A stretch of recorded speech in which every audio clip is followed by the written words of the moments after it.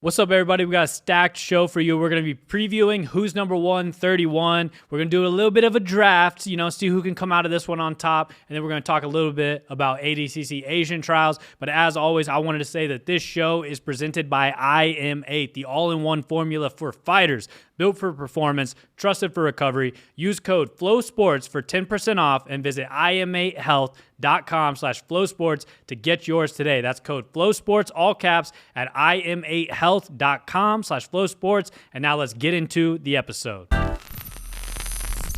What's up, everybody? Welcome back to the FloGrappling Show, aka the worst show on the internet. As always, I'm Trey Robinson. We got Daddy Slack Barrett back down in the freaking hot seat, dude. And then we got Big Uncle Reed right there. He's holding his camera. He's filming a little behind the scenes right now for who's number one. Yeah, we're vlogging this. This is like Inception. Yeah, everybody watching. So everybody watching, say what's up to the camera right now. We'll see if let me get a good shot. Yeah. All right. There okay, perfect. Now say what's up. Yeah, there we go. Say what's up. But we got some behind the scenes going down because it's who's number one week. We got who's number 131 going down Friday, December 5th in Round Rock, Texas. We got 3 title fights on the line, 9 total matches, 6 on the main card, 3 on the undercard. And we're going to be making these vlogs all week so you guys can watch along, see kind of some of the behind the scenes stuff as it goes down here on an event week. This is obviously a big week for us. The heavyweight title's on the line. Heavyweight title's on the line. I think in this, we'll get into a little bit of the history of the heavyweight title so we can kind of catch everyone up to speed on like the path the heavyweight title's been on. I think later we're going to do a little draft. Your boy's the draft champion, 2-time champion. I got gold dripping from head to tippy toe. I'm freaking, my house, dude, my house is nuts right now. I live in a 200 square foot apartment and the walls are decked out in gold. It's nuts. The total property value is probably like $10K, but if you look on the inside with all these just gold medals I've been racking up from our drafts, it's got to boost it to at least $15K. I mean, just craziness going on. The price of gold is soaring right now, so it's great timing for Trey. Yeah. What was the score of the last one? It doesn't matter what the score was. I just hit him with it. Reed's feeling chippy, all right? And the thing is, the score does matter.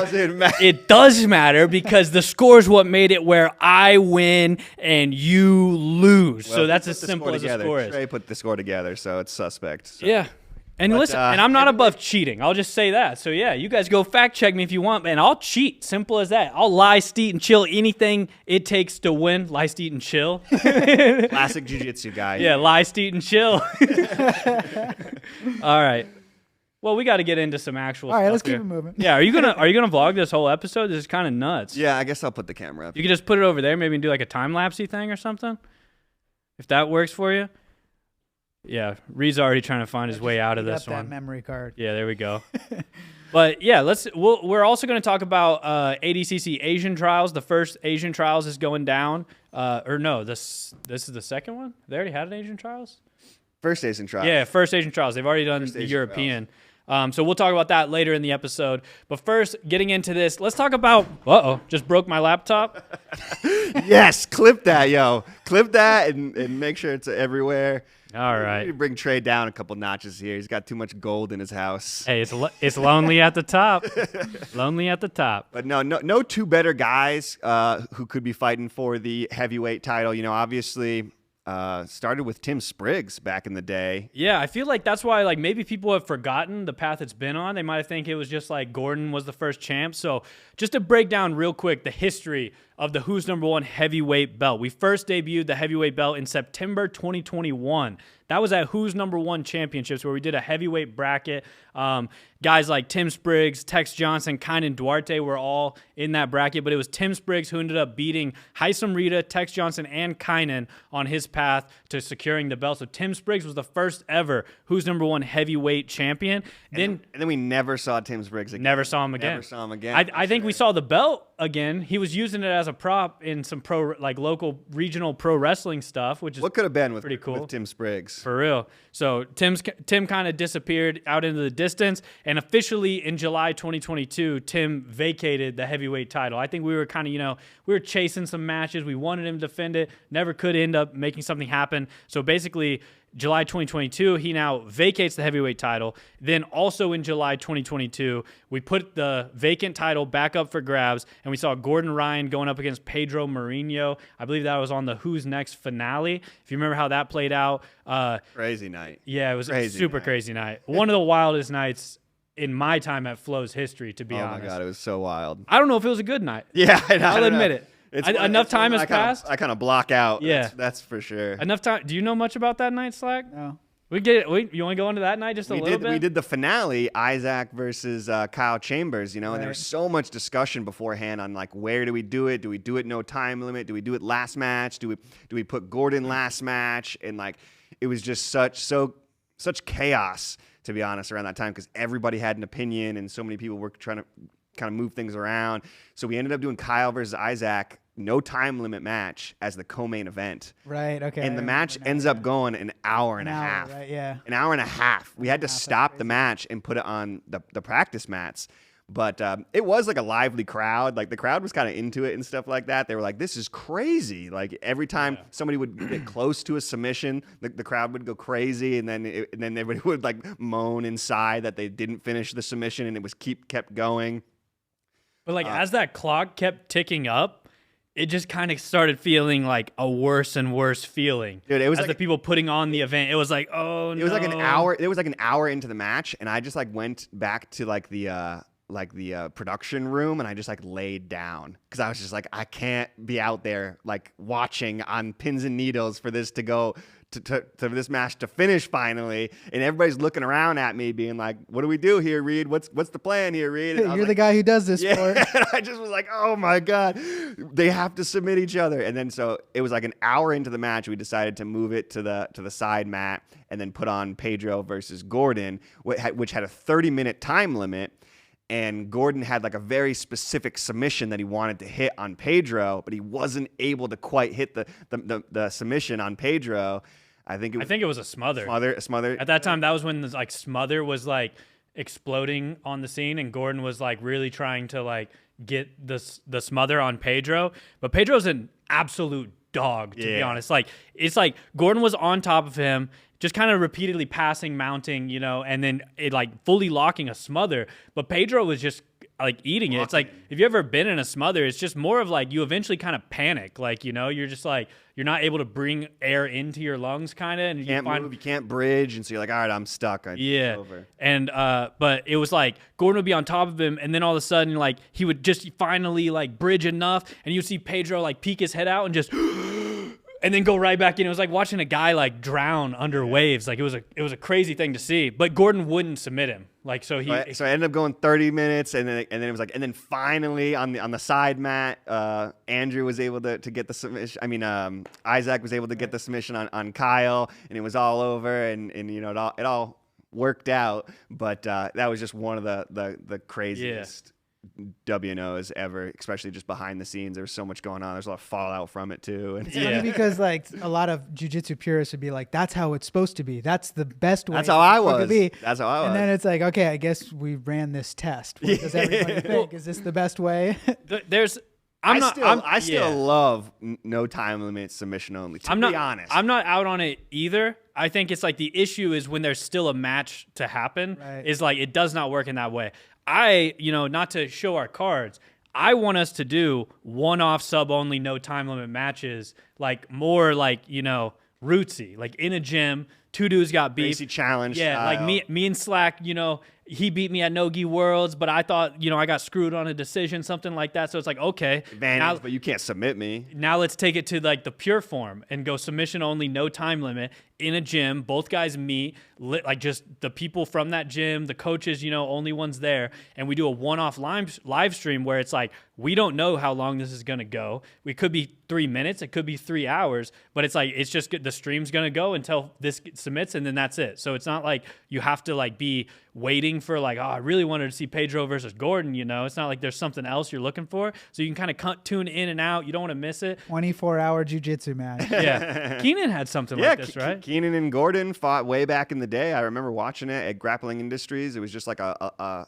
Instagram live or a Facebook live, and I remember just like we were doing another event and we were just like tuning in for 10 minutes, Gordon versus versus Keenan, and then we would tune out, and then we'd go back to it and go. It's just like, and we saw so many great matches at Who's Number One, like Fabian versus Andrew Tackett, no time limit. Tristan versus Adam Bradley went 3 hours. It was an absolute insane tour de force match. Like, there's just great story in a submission only match. So that was fun. But yeah. So next, back to the heavyweight championship, July 2022, the vacant title. Gordon Ryan does defeat Pedro Mourinho via rear naked choke. He did end up submitting him. The crowd was like, just submit him. And so finally, Gordon submitted Pedro via rear naked choke. He secures the belt. He's now our second title holder for the Who's Number One heavyweight championship. 1 month later, Gordon defends against Felipe Pena. Obviously, that was another crazy one, but another just absolutely insane Who's Number One. Of course, we got the news just hours before that Who's Number One that Leandro Lo had been murdered. So it was just one of the darkest days in jiu-jitsu history, if I'm being honest. And then we followed it up, 12 hours later with Gordon versus Felipe. It was just whirlwind of an event. That was a heavy one for sure. Pretty bad. I mean, bad news on the Leandro thing. I believe his the guy who murdered him got acquitted. I believe. Absolute bummer. Yeah, it's horrible. I mean, hopefully that's not the end of the road, to be honest. Hopefully there's more to happen here. And to be honest, I'm not super familiar with the Brazilian justice system. But man, Leandro Lo, just an all-time legend, one of the greatest guys to ever do this sport, and deserves justice at the highest level, I think. And just a gem of a person that we lost in jiu-jitsu will never be the same. And I do hope that we can eventually find some justice here. I hope this is not the end of the road, but I know there's a lot more people out there who kind of know a lot more about this trial and about this situation than I do. But I'm trying to keep tabs on it, but it doesn't look good, unfortunately. No, that's a bummer of a deal. But August 2022, Gordon defends the belt against Felipe Pena. He retains the title. October 2023, Gordon then puts the belt up again against Patrick Gaudio, where he successfully defends it via armbar against Patrick Gaudio. And then June 2024, Gordon has his final defense of the belt where he takes on Josh Saunders, ends up winning via outside heel hook to defend the title for a third time. And then May 2025, Gordon vacates the belt. So this is post ADCC 2024. This is, Gordon didn't know if he was going to do ADCC 2024. He ended up doing it, getting some wins there, becomes the most winning champion in ADCC history, but decides to vacate the belt because he doesn't know where his health stands, all of that, and decides that, he's going to vacate the belt. So then the belt is back up for grabs, and now the vacated belt is going to be for Felipe Pena versus Luke Griffith going down December 5th. We're going to have a new heavyweight champion crown. So definitely the belt's been on a little bit weirder of a journey than maybe a lot of people realize, kicking off with Tim Spriggs getting it, and now it's going to be Felipe Pena, one of Gordon's biggest rivals in history, going up against a Gordon Ryan student in Luke Griffith. Obviously, Kingsway is going to want to keep that belt in the Kingsway room, but Felipe Pena, I mean, we talked to him on the show. There's nothing he wants more than to be solidified as one of the best, and holding the Who's Number One heavyweight belt is definitely a way to do that. I also think this match is sick because we're seeing a legitimate number one versus number two going for the championship. It's not every Who's Number One. Obviously, the name of the event is Who's Number One, where we have a number one and number two competing for the top spot and the belt. So I think it's going to be significant. I think this is a huge match. These guys have met before. They've met 2 times. Obviously, Felipe has gotten the better of Luke both times, but that's like what do they say, like the worst lead in soccer is or something, like a 3-1 lead or something like that. There's some stat where it's like there's the worst lead you can have in, I believe, soccer, where teams are always kind of are able to come back from that. And I feel like a 2-0 lead in a jiu-jitsu rivalry is not a great place to be. It's really hard to go up 3-0 on somebody. Like, what was Felipe's record against Gordon? Like, was he 2-0? Yeah, he was 2-0 out the gate. And then Gordon got the third win back. Yeah. So it's like, it's very common to see a guy get that third match. It's like hard to beat somebody in jiu-jitsu where records aren't perfect, Jiu-jitsu guys take losses here and there. They get beat by the guy they've beaten a bunch of times. Someone's finally able to crack that puzzle. So I do think a 2-0 lead is a bad lead to have in jiu-jitsu, where it's like this third match, Luke now has so much more information.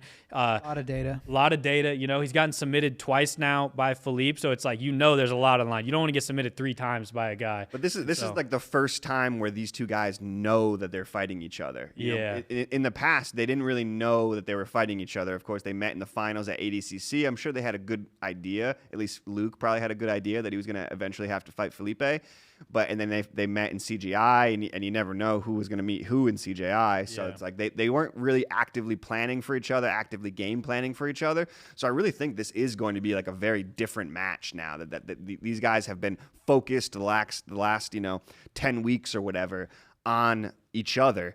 And like how good John Danaher is and Gordon and the Kingsway crew are at kind of game planning for a certain opponent. And they've game planned for Felipe Pena many, many times.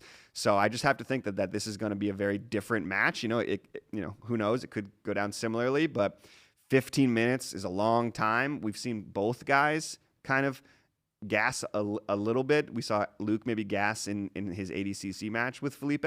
But more recently, we've seen him, kind of come on in the later stages of a match against Victor Hugo and stuff like that.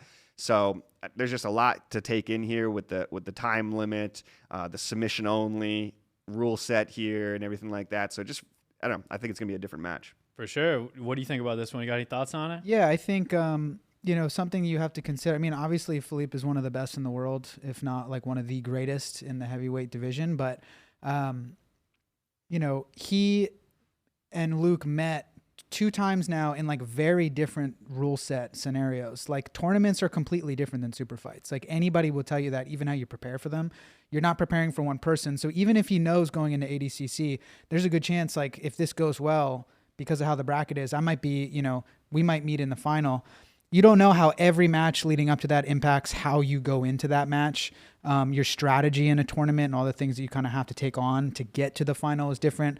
And then you just have differing rule sets, different strategies. I think it's really cool that in this scenario, we're going to get to see the least amount of of course there's still strategy, but like the least amount of rules and points and kind of like strategic things in that sense, where it's like you have 15 minutes, exactly, like you have prepared to face off against this person. There are no points, right? So that kind of, in my mind as like a fan, creates a little bit more of like a pure, okay, let's like settle this on the 3rd round. Let's settle it in this type of rule set, which I think is really cool. And Luke is still just such a young black belt. What, has he been a black belt for a year now?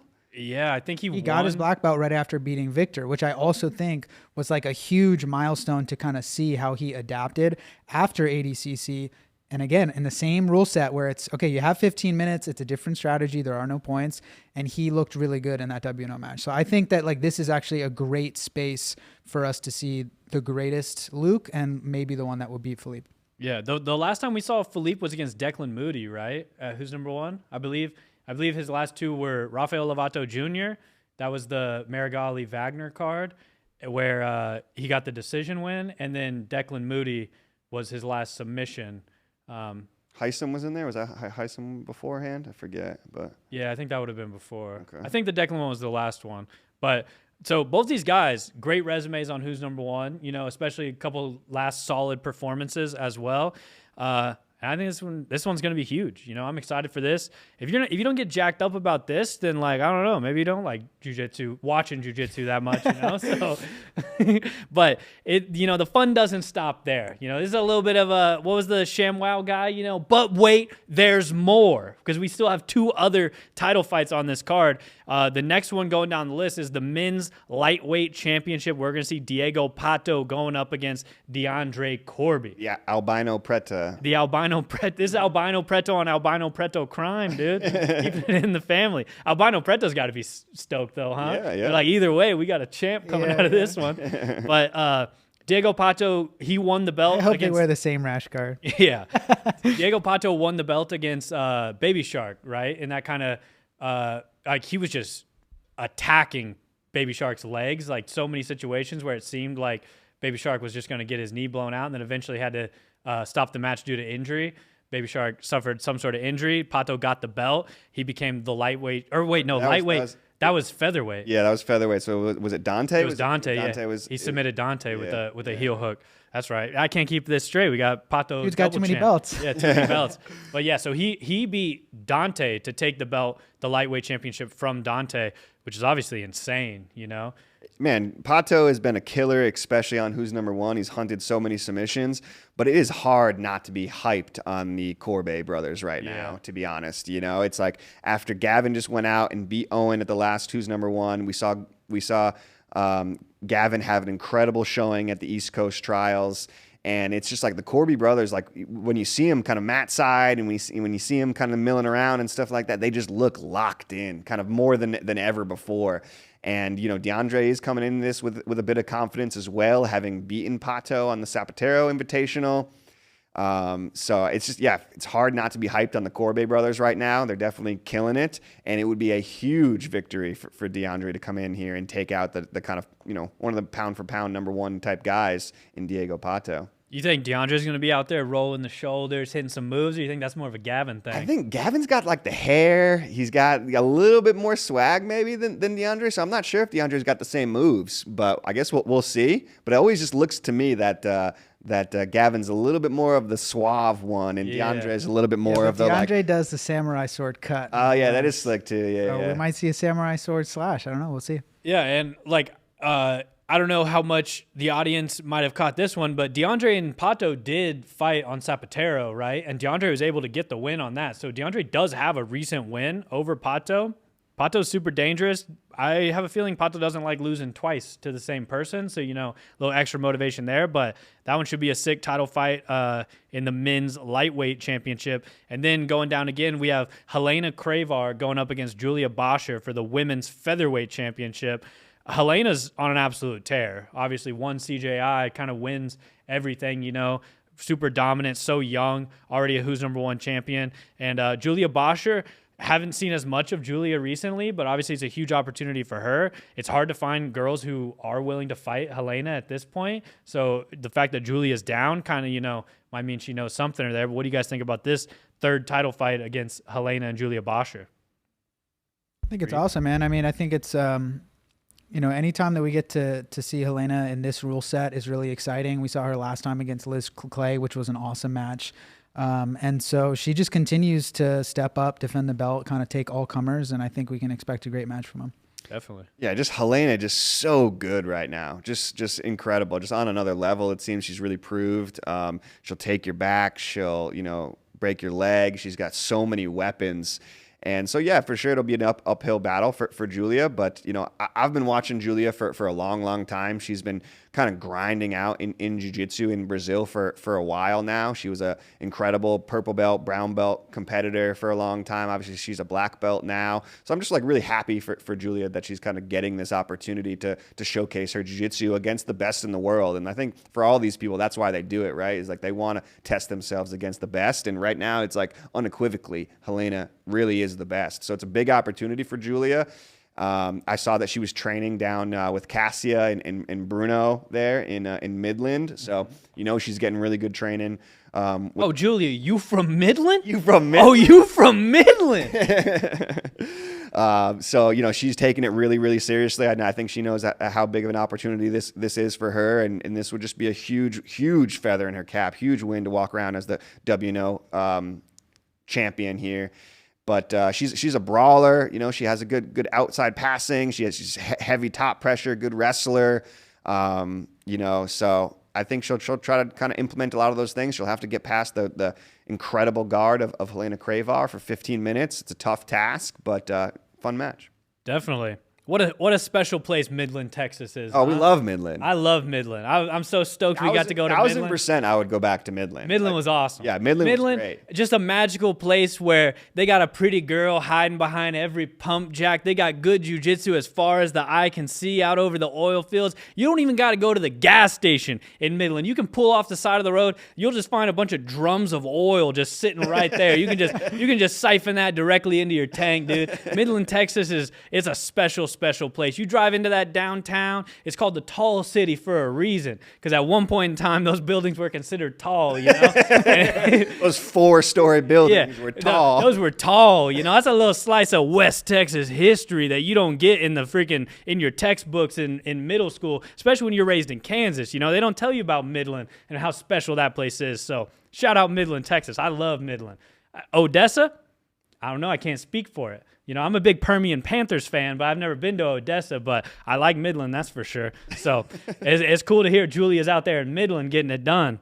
Getting her hands dirty, probably. That's blue-collar work out there in Midland. You know, she's out there learning that blue-collar jiu-jitsu from Bruno Bastos and Cassia. Yeah, they train, and they got to go jump on the pump jacks. Yeah, yeah. You wear your hard hat to training just in case you got to friggin' start fracking oil midway through. So shout out Midland. You never know. But I'm just gonna list off the rest of them. Excuse me, I got choked up thinking about Midland, dude. It's just got such a special place in my heart. I'm going to run through the rest of the main card matches real quick just to put them out there, and we can kind of talk about some of the ones that stand out to us. But we got Shanji Hibero going up against Faris Bin Lamkadan.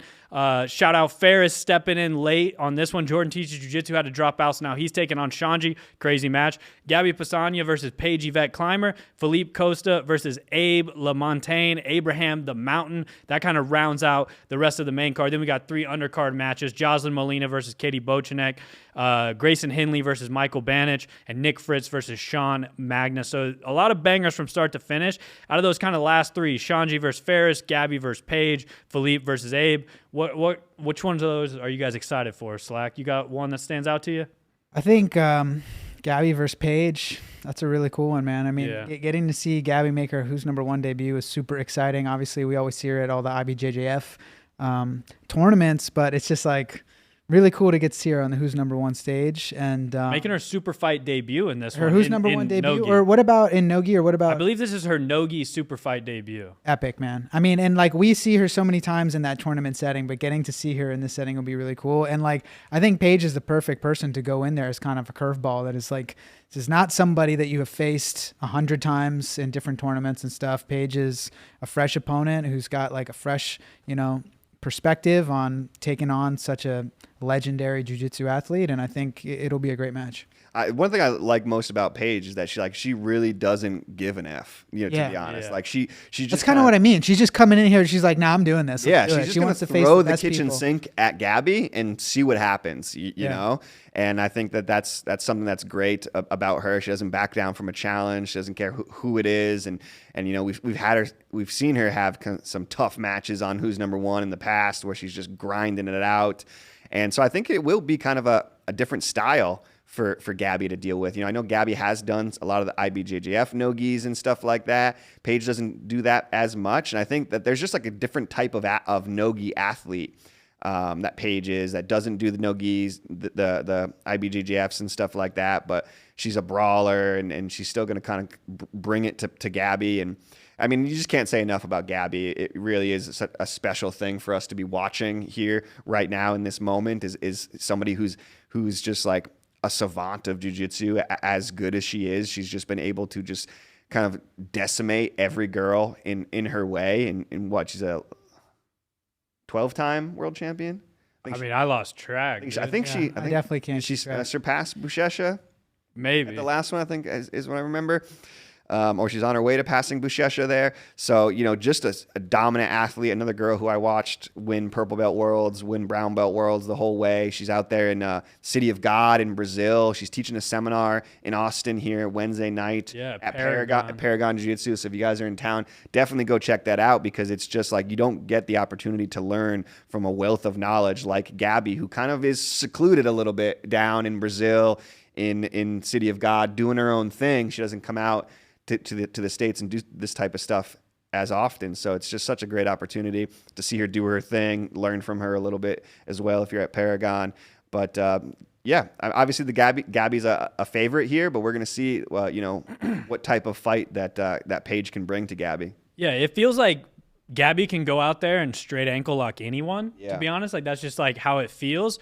And obviously for good reason. That's kind of what she does do to everyone. She has like, I mean, I don't know if someone had these stats, like it would be interesting to see, but like, I feel like as far as champions go who have a bunch of championships, she probably has like the least amount of mat time by like hours and hours. Like she goes out and wins Worlds or wins the Crown or any of these events, and she does it in like 3 minutes total. Like just does not need a lot of time to get submissions and do this. But we've talked about Paige before, and Paige, when you look at this card, when I look at this card and I'm like, man, who would I least want to get into a street fight with? Paige Yvette Clymer might be number one, dude. I talked about this before. Paige, when I see Paige at an event and I see her coming over to say something to me, I'm like, oh no, dude. Is Paige about to beat me up? Is she about to just stomp me out in the back room of this event right now just because she just feels like it? Like, Paige is scary. She's so scrappy. She's so aggressive. You know, she does just have like a careless mentality when it comes to like she's not going out there and being like, I got to be really cautious of Gabby's straight ankle lock. She's like, nah, I'm going to go out there and freaking heavy collar ties, put my head in the middle of her chest, try to run a double, just like make it a dirty and fight. If they go the distance, she's the type of person who at the end is going to have a big smile on her face. Yeah. That type of attitude is like that's definitely in the works for a really awesome match. Yeah, we might do a Fix My Game with Paige Yvette Clymer, and it's just like the whole thing is just how to, you know, protect yourself from getting stomped out and a freaking getting curb stomped. Like, I'm terrified of Paige Yvette. I'll just say it, you know. But so I think that's the dynamic that she brings to this that could really like shake it up and make it like a scrappy match that maybe Gabby isn't used to. And she's also, Paige Yvette she's big too, you know. It's like not always you can find a girl as big as Gabby. You know, she's kind of went back and forth with Tayani recently, got a couple wins back over Tayani after losing to her at Brasileiros. And obviously Tayani is a force to be reckoned with, but Gabby kind of solved a little bit. But I think, you know, Paige brings a new dynamic to this. But another big one I want to talk about is Felipe Costa and Abe the Mountain. I think Abe's been kind of going under the radar for a while. He's in the Kingsway stable. And his influence is all over jiu-jitsu. Reverse close guard, the A block. He kind of revolutionized. Yeah, even at ADCC East Coast Trials, I forget who it was, but somebody they got into. I think it was maybe Mo and Taylor got into like a reverse close guard situation. By shouting A block. Yeah, and people were just shouting, "Yo, go for the A block, go for the A block," and I was like, "Oh, these guys are hip." For sure. And the A block is like it's a sneaky little thing, and obviously like. People are hip to reverse close guard now. People know about it, but it's still one of those weird things where if you don't like train actively with someone who does a lot of reverse close guard, then it like kind of can come on in a way where you don't expect it always. So it's like I don't know how much Felipe Costa is going to be like prepared to defend a reverse close guard entry, and like maybe Abe can catch him sleeping there a little bit. But obviously Felipe Costa, incredibly good grappler, ADCC medalist, you know. So he's super young too, but now he does have quite a resume he's building early on in his career and everything. So, yeah, I think this is a tough one. I think this one could go either way, you know, but I'm excited to see it. What do you guys think about this one? Anything else? Felipe, I mean, Felipe's just been on a tear recently as well. So, you know, Felipe's kind of, his stock is rising really well. It feels like he's kind of really established himself among the elite in jiu-jitsu. Abe, not so much. So it feels like this is could be a big coming out party for Abe. But Felipe's looked great on Who's Number Ones lately, and so I don't really know how this match is going to go, to be honest.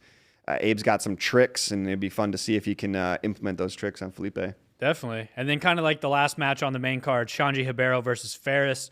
Is Ferris number 2 guy you wouldn't want to get into a street fight with? No, on the card. I would love to get in a fist fight with Ferris. Okay, because you know, see, Ferris is Ferris big time troll. All right. Trolls are who you want to fight. Trolls care more about making stuff funny and like getting one over when it comes to the bits than just straight up beating somebody up. Because like, listen, I wouldn't want to fight myself in a street fight either. I've been fighting myself. You're a big guy though. I've been fighting myself for years, dude, and I'm still yet to whoop my own ass. so I know I'm tough. I've been trying to get one over on Big Trey himself, and dude, it's tough. I lose every single time. No one asked me if I could submit myself. The answer is no, because I would be too busy submitting myself. You know what I'm saying?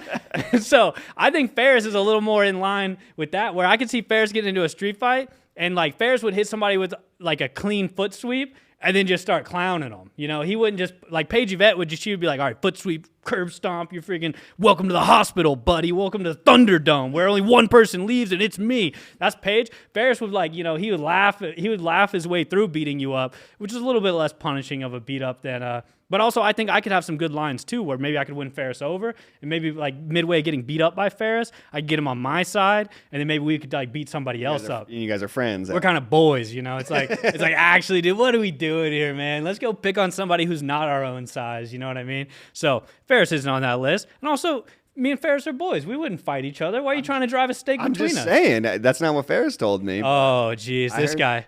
Reed is still I heard so Ferris was salty. talking a lot of shit and was like, if I ever see Trey, I'm going to stomp his ass. Oh, I rue the day. That's what I heard. I rue the day, dude. You better hope me and Ferris don't catch you behind the scenes at Who's Number One. Yo, Sainz Brothers. Which one? Yeah. Calling that guy. I need some Sainz Brothers help. They keep calling me Mr. Glazer. My girlfriend was like, who are these Saints guys? Why do they keep posting pictures of you calling you Mr. Glazer? So I said, I might send my girlfriend after you, Michael, if you keep this up. But yeah, no, Ferris isn't top of the list. I would say, who else would I not want to get beat up by? Diego Pato would probably break my legs so fast I wouldn't have a chance to win him over with quick wit and humor. But this fight, Shanji Ferris, obviously Ferris stepped in late for this one. Shanji, one of the greatest of all time, an incredible grappler. I think it's a tall order for Ferris, but I do think, Shanji had an insane career, and now it's like, I don't know, how much is he still like hungry? How much does he want this? Ferris is like, he's now a no-gi world champion, but he still has so much to prove in like all of jiu-jitsu that it's a big opportunity for him. I know just talking to both these guys, they are super. They want this win on Who's Number One. Shanji obviously lost in his last Who's Number One match, so this dude doesn't want to come back, take a second loss on Who's Number One, especially in front of a Austin crowd that's going to be heavily behind Shanji. No one kind of brings a crowd like Shanji in Austin. They're going to be going nuts for him. But also Ferris is like, he thinks this is a good match for him. He sees something that, maybe everyone else doesn't see. He sees some hole where he thinks he can capitalize. So Ferris is game for it. I think this will be a fun one to watch. This is, I would say, like Philippe and Abe, and then Shanji and Ferris. I'm definitely like a little more of a question mark where I'm like, I don't really know how this is going to play out. So I'm excited to see both of those. Yeah, excited for the Shanji's walkout, to be honest. That was one of the most electric things at the last Who's Number One. But I agree that, Ferris is tough. I'm not sure he's on as many people's radar in things. Obviously, he's out there in the European scene holding it down. But I think, Ferris has a good shot here, especially, against Shanji in his hometown here. There's going to be a lot of pressure. I don't know. Just a lot of question marks on this one. But I think Ferris is a great replacement here and has a good shot to make a really fun, exciting match. He has a great, fun, exciting style, stand-up style. He's going to be kind of hunting the takedown against Shanji.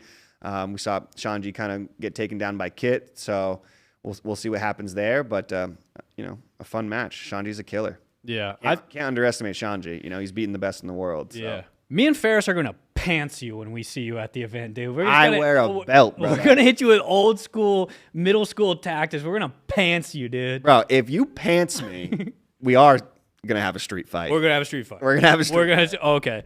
Well, I'm already texting Paige and getting her on my side. So I'm winning the fight before the fight. A lot of people don't know this, but if you want to start winning rounds in your gym, you got to win the round before the round even starts.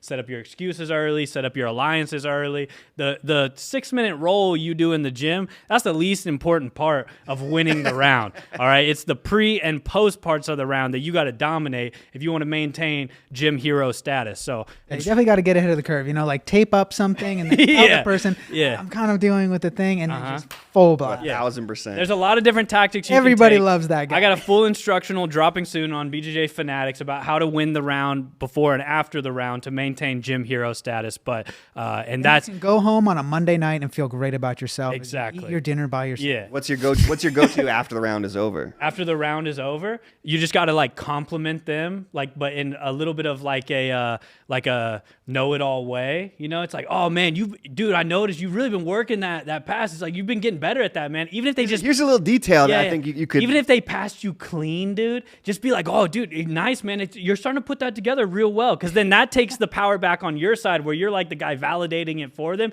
even though they just dog walked you. But you just kind of take that over. And then a big one too is as soon as you get home, whatever loved ones you have close to you. I hope everyone at home has some loved ones that they can confide in about their roles and whatnot.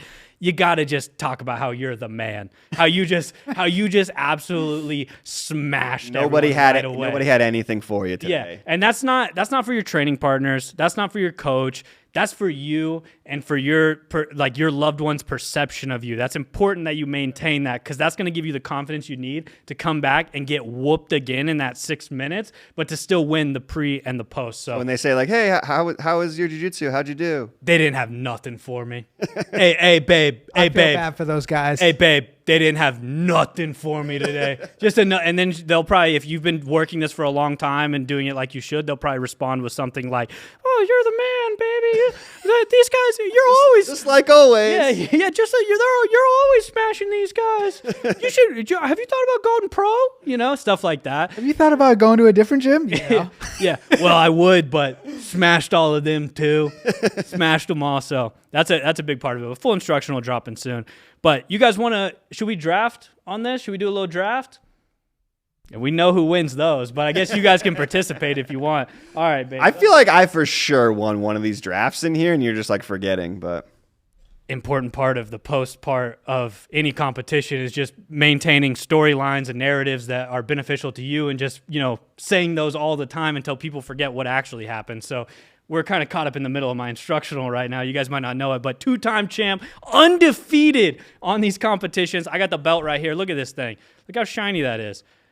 Catch the light on it just right. We're going to be doing a sub-hunters draft for this Who's Number One, all right? Sub-hunters draft. In this one, if you guys remember, is where we each draft. There's 9 matches, 3 of us, so we're going to draft 3 matches each that we believe are going to end in submission. The scoring is as follows. It's 5 points if they get a submission within, either athlete gets a submission within the first judge's favor, 3 points if they get one in the second judge's favor, and then 1 point if it's within the last judge's favor. So that would be like first 5 minutes, under 10, under 15 minutes. 0 points if there's no submission. Either person in the match can get the submission to get the points. How do you guys want to divide up this draft? I'll go first, I guess. You just want first pick? Let's do a shot, bro. Let's do a rock paper scissors. Odd man out gets How first pick. do you do with 3-person rock paper scissors? So it's like if me and you are both rock and Reed's paper or scissors, I guess he wins. I don't know. Whoever's the non-same. We'll figure it out. Yeah, ready? We're doing rock, paper, scissors, shoot. Okay. Ready? Rock, paper, scissors, shoot. Rock, paper, scissors, shoot. So I get Rock first beats pick? both scissors. So now it's me and Slag. Yeah. Ooh, second pick. You want second or I wanted last pick anyway. I'll take second pick. All right, let's see here. First pick, I am going Helena Cravar versus Julia Boscher. I'm taking that one off the rip. Title match, more on the line. Rookie pick. A lot of people hunting subs. I mean, I'm the most dominant champion in FloGrappling show history, dude. Maybe get your notebook out. Beginner's luck, I Yeah. think. So, All right. Yeah, I mean, people would expect you to pick that pick first. You think I went the obvious one? Yeah. I don't know. Okay. All right, so I got Helena versus Julia Boscher. Slack, what are you going with? I'm gonna go with Gabby versus Paige. Okay. 2 scrappers. You think they get it done, huh? Yeah. We're picking the whole card.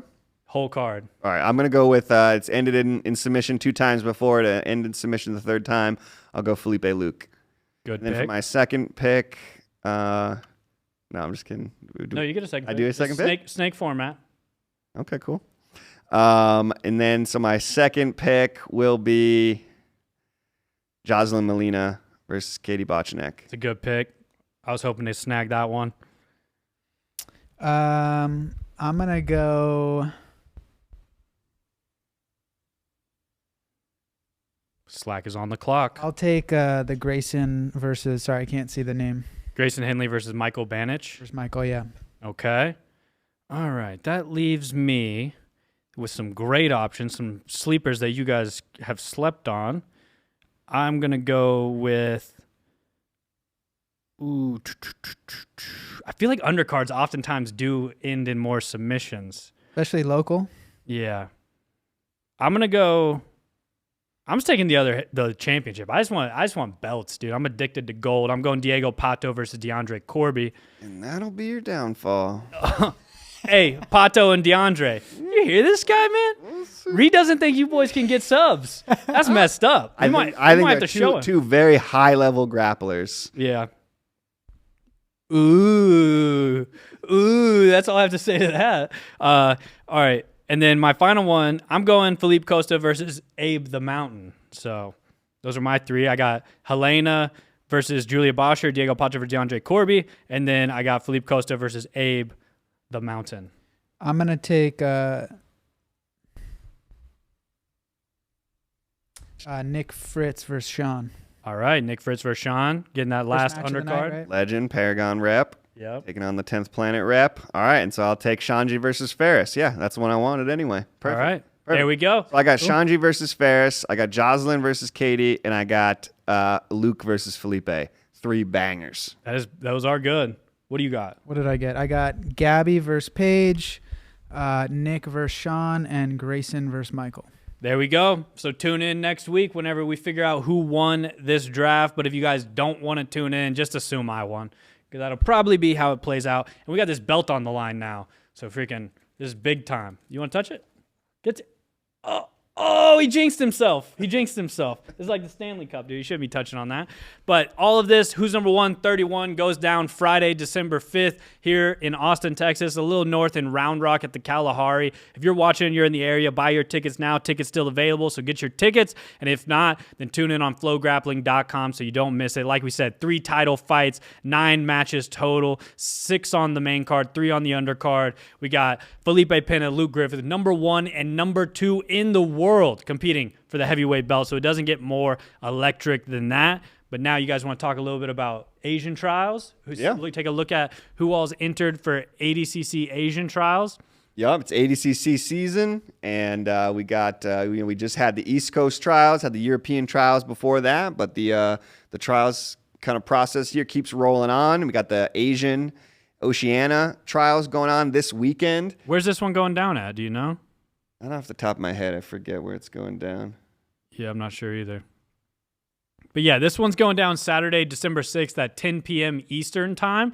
So if you guys want to watch from wherever you are in the world, that's the time. Let's go ahead and scroll down to the minus 77 kilogram division, because this one has an interesting entrant that I kind of want to talk about first. In 77 kilos, we got Kenta and Isaac both registered. Isaac, obviously, we've seen at 88 at ADCC, but he's dropping down to 77 for this one. I think that's pretty interesting. I also think a potential Kenta versus Isaac match, 2 dudes who are kind of favored to go deep into this bracket, both former trials champions. I think that could be an insane final if it hits. But what do you guys think of some of these registrants? Yeah, I wonder how much Isaac and Kenta have trained together. You know, they used to kind of train under that same B team banner for a minute. True. For a minute there. So I wonder how much they've trained together. But Isaac's won this tournament in the past. Kenta has as well? Yeah. Kenta has as well. So 2 guys who have won this tournament in the past. So that'll definitely be one of the matches to watch over the weekend here. Anytime you can see 2 super high-level dudes compete. And we haven't seen a whole lot of Isaac. I'm not sure when the last time we saw Isaac. Was it? Maybe against Pedro? Was it against Pedro? That seemed like such a long time ago. ADCC was probably after that, wasn't it? Potentially. Yeah. Get all these Wasn't timelines. he at BJJ Stars in that Grand Prix? Oh, yeah, he was at BJJ Stars in the Grand Prix. Yep, this good year. point. Yeah, he had a good performance there. He had a good match. So yeah, Isaac versus Kenta, that's the one. We maybe scroll back up to 66th for us there, Amanda. Okay, we got down to the names. Yep, okay, we got some dark horses in this division. Yeah, Dave. We're gonna come out with somebody who maybe has never competed at ADCC before here, so that's always exciting. Mm-hmm. Tamafuso Kotaro, sick name. Yeah, bunch of sick names in here for sure. Okay, and then let's take a look at 88. 88, the big name is obviously Joseph Chen. Joseph Chen's registered at 88 kilos. So I think that's a big one. Joseph Chen is must-watch TV. This guy might be the most interesting guy in jiu-jitsu, I feel like, and that's like not even because of his jiu-jitsu, to be honest. Interesting cat. Yeah, he's just an interesting guy. He doesn't do a whole lot of he's big on social media and whatnot, but I just don't feel like I see enough of Joseph Chen, to be honest. I want to see more of this guy. And just has some of the slickest jiu-jitsu out there. You know, everybody is learning from Joseph Chen. Whether you even know it or not, you are learning Joseph Chen techniques in class this week, like 1,000%. Like the wealth of knowledge that Joseph Chen has that is kind of permeated throughout all of jiu-jitsu is just incredible. And we were spending some time with Owen Jones last month, and He talked super highly yeah, about Joseph. yeah, the way, and even Declan as well. We were spending some time with Declan, and the way Declan talks about Joseph, it just makes me want to train with him and see what he's got going on, because it really feels like he's bringing something really new to the table. So, if Joseph Chen's out there on the mats, I'll be watching for sure. So excited to see him. It's pretty wild. He went 88, Kinta and Isaac went 77, right? I wonder if he's beefing up a little bit. If he's I don't know. Because he's going up, right? And he won at 77 last time. Yeah. Did win at 77. So, I mean, I think Joseph and Kinta are friends. So I don't know if there's an aspect there where Joseph decided he would go up and like Kinta go into 77. But that's a wild little flip right there. Like, Isaac is not really a guy that I would have predicted could make 77. And Joseph isn't a guy that I would have predicted would want to bump up to 88. So it's kind of a little weird there, but, hopefully it plays out for them in a way that they hope. Excited to see it. Definitely makes it where we're going to see some different matches, some different things go down. So that's pretty cool. One of the things I like most about Joseph Chin isn't even his jiu-jitsu. Joseph Chin does these bag reviews. This dude's huge on bags. He loves bags. I feel like you probably like bags quite a bit. Man after my own heart. Yeah. That's your type of content. I got to go check out the bag reviews. Oh, yeah. Check out Joseph Chin's YouTube channel. He'll do these full, in-depth. It'll be like a 40-minute video where he's breaking down a bag. And he has this wall of bags in his, I think it's his apartment in, Shanghai maybe or something. And he just goes full, in-depth, every feature. I love bag reviews. Every feature, every little functional aspect of it. Does he have a different channel name for that? It's just on his channel, yeah. So it's mainly a bag review channel. Every now and then, an empire. Yeah, he should build a different channel for jiu-jitsu because but yeah, his bag reviews are awesome. I think Owen was telling us how he's gifted Owen bags and stuff because he's Joseph will see Owen's bag and be like, "This is a horrible bag, dude. You cannot be walking around with this bag." Awesome. And so he'll give him a better, more optimized bag. So I love the Joseph Chin bag reviews. I'm trying to get him to do a thing where people send in their bags and he reviews their bags and tells them their bag. Yeah, it tells them why or why not it's shouldn't be the bag they use. But then going to minus 99, this one has a few bigger names that I think could all make runs. This one has Daniel Schwartz, Bob Frias, Nico Maglichik, Sebastian Attard, Anton Maninko. I think Sebastian Attard we haven't seen in a while. He's back now. He was banned from IBJJF for a while for flipping off Pavel Javorsky on the podium, but he also broke his leg. Yeah, Just straight injury, up right broke his WNO, leg when he was training with Taza leading up to Who's Number One. But he's back competing. Sebastian Attard is super fun to watch, to be honest. Super aggressive dude, just goes crazy. But I think Nico Maglichik is also amazing. Daniel Schwartz, amazing. So Bob Frias, obviously amazing. So I think this division could be one of the best when it comes down to a bunch of different names that could all kind of make their way through this bracket. And then I think Daniel won this tournament last time, but Nico being in there is a fun kind of a mix up, especially down at under 99. I feel like he's usually one of the bigger boys out there, but he's going down under 99, and so obviously he's an Atos guy, big in the gi. I haven't seen too much of him no gi. Maybe you guys have seen more of him no gi, but not a ton.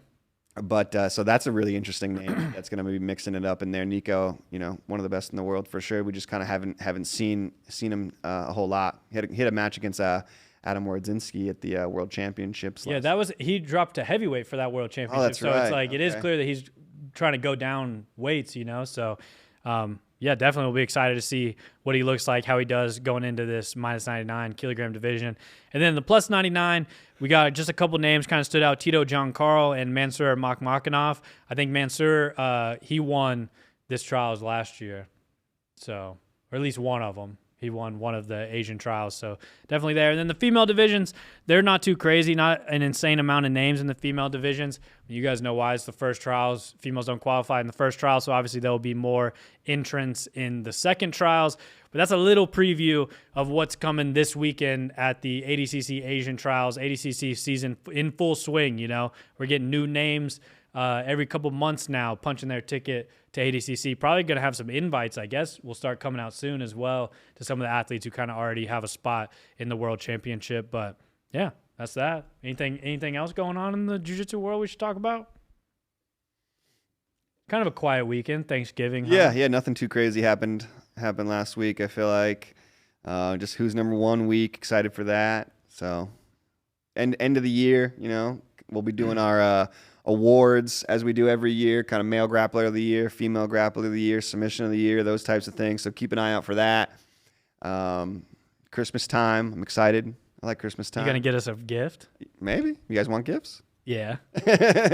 Yeah, I want. Yeah, I'm an A1L gift. Yeah. I want one of those mugs with like a weird jujitsu thing on it that like probably a jujitsu guy wouldn't buy, but like someone who just like is a Who's heard uncle knows that you or like do a jujitsu. Yeah, they would like buy for you. You know, like a coffee cup that says like white belt tears or something. Dude, Those would be good for the studio. Yeah. we were talking about those like Game Boys? those like what are they?